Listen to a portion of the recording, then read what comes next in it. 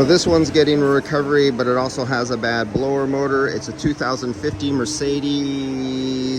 I don't know what model. I'm sorry, I didn't look at the model, guys. 2015 blower motor going in. Got 420 grams out. Just maintenance. Recharge. I'm going to weigh what comes out to compare it to what should be in there. What should be in there is 590 grams. There you go. And we'll come back to this, and it looks like it'll get close up into the 500 gram area. I have it at 440 grams right now, and I haven't even emptied out the condenser inside the unit. Oh, let's empty out the condenser before I'm finished. Let's just look at this. There it goes. We might reach 500 grams after I'm all finished. All right, so it looks like it is going to come out about 90 grams low. 90 grams low will work perfectly, nice and cold out the dash at low temperatures. But under hot, sunny conditions, they'll have cooling problems. And then they got the blower motor problem.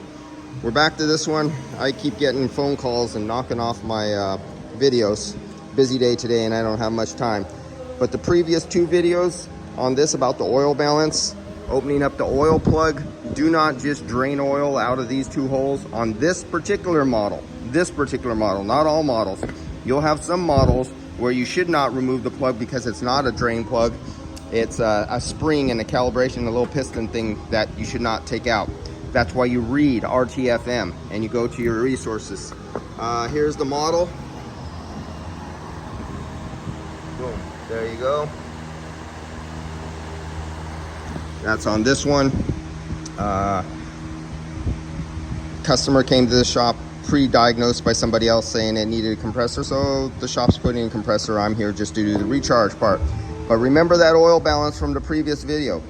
If this new compressor would have been put on with all that oil in there, it would have worked. It wouldn't have worked maybe that great. And what that does is cause a front shaft seal to blow out a year or two later. So they leave your shop, you fill it up, it works. And if it's a mild day, say it's only 70 degrees outside, you have double the amount of oil in the system because you just threw a compressor on there, and it works good when it's in your shop. But the customer may or may not notice, it depends on how sensitive the customer is with temperature, that it's not coming out as cold. Now, if it's a mild day with double the oil charge, and this thing has like 7 or 8, 9 ounces in it, I'm not sure what it had. It had a lot of oil in it. If you would have doubled that oil up, sometimes on some compressors, you'll hear like a humming or a buzzing noise. It'll make a noise from trying to compress too much oil that's coming back to the compressor and the cylinders. Some compressors will be silent, but the high pressure on the nose of the shaft seal will cause them to blow a shaft seal. Other compressors, it take out crank rods. It does different things on different systems.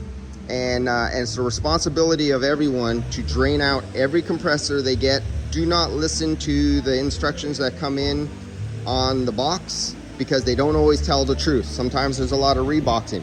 This one, the new compressor said it only had oil in it. It didn't say how much. So you dump out. When looking inside the box, it gives you no instructions on how to do oil balancing. These are things you're supposed to know because you learned them in auto shop in high school, or you learned them in trade school, or you learned them from the manufacturer, or you learned them something. Then if you're in this business and you had no schooling, what are you doing in this business? That means you're going to learn by breaking customers' cars. That's not learning. I'm not going to say what kind of word that is, but that's not learning. All right, guys, I'll see you later.